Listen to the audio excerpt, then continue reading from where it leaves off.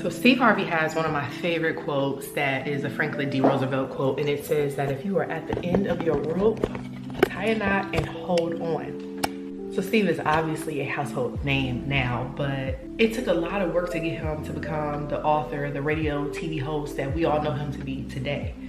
And frankly, not just because he's from Ohio, but he's one of my favorite success stories on resilience. He's had so many things he had to overcome to get to where he is right now, from overcoming a stuttering problem and no one believing he would be on TV, to being homeless for years and sleeping in his car and taking showers in gas stations, failed marriages, financial pressures.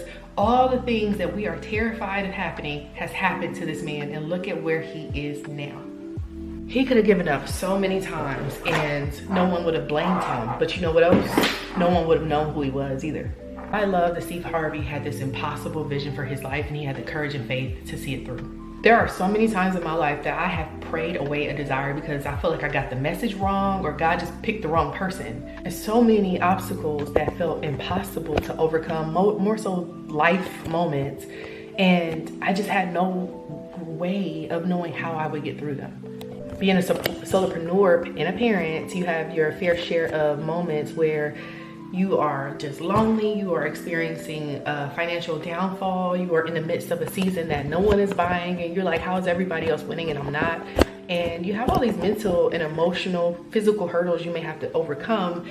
I am guilty of them too. I've had plenty of moments that I started looking for traditional jobs because I'm like, maybe there is an easier way, and I'm making things harder for myself than they need to be. Like so many of you, I have been taught to interpret struggle as a sign that I'm going the wrong way. Now I know that when I'm praying for miracles and results that exceed my current circumstances and limitations, that I just need to pray bigger and faith harder. So my friend, if you are at the end of your rope in today's video, I want to tell you exactly what I do to tie a knot at the end of mine and hang on so that you can live to fight another day. This is my resilience roadmap. If you haven't already, make sure to subscribe and follow, hit the notification button to make sure you get videos like this in the future, because these algorithms play way too much. First thing you want to do is be rich in responsibility, R-I-C-H. I wrote a book called Person of Power that I am going to launch and actually publish next year. R, reframe your story. I, influence yourself and your inner voice. C, correct yourself constructively. And H, honor your agreements with yourself. Turn to the big picture. I remind myself of this. You will always struggle when you have no intentions and a vision, or a vision and no intentions. Got my notes in front of me to make sure I don't miss this, but number 3 is to make micro pivots.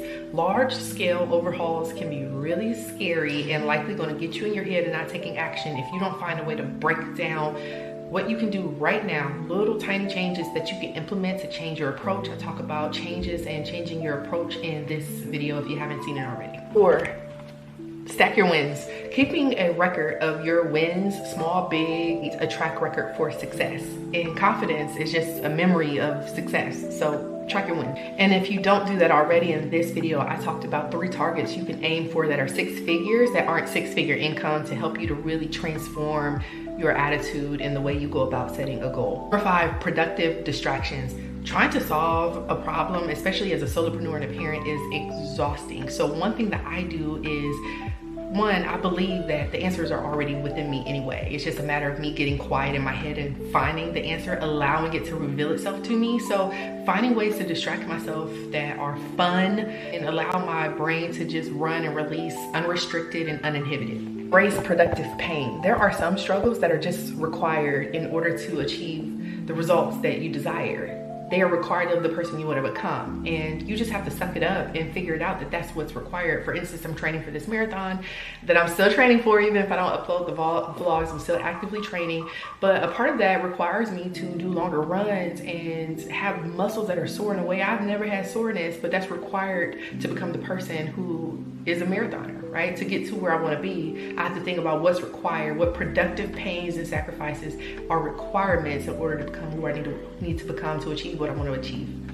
And I say that helps you when you are at the end of your rope, because it may help you to shift the way you feel you're struggling. You may struggle, but you see that it's a productive struggle.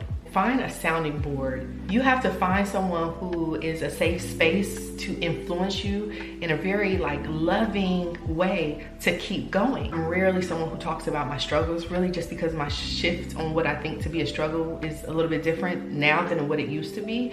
But I am very particular about who I share my struggles with, especially in things that really matter, like being a mom, being married, for instance. Like literally only talk to one person about my marriage because we share the same approach and values around marriage. And this person who I share this information with knows that if I'm complaining, it's not because I'm looking for an excuse to quit. Instead, I am just trying to process how I feel so that I can solve this and find a way to find a way, right? Not find a way to quit and give up. So find a safe space, sounding board who can influence you to endure the productive pains, endure the suffering, keep going.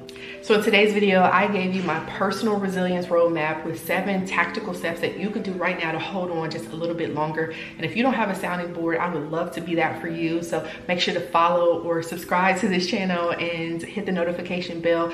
Watch the next video. I promise you won't be disappointed. Thanks for watching.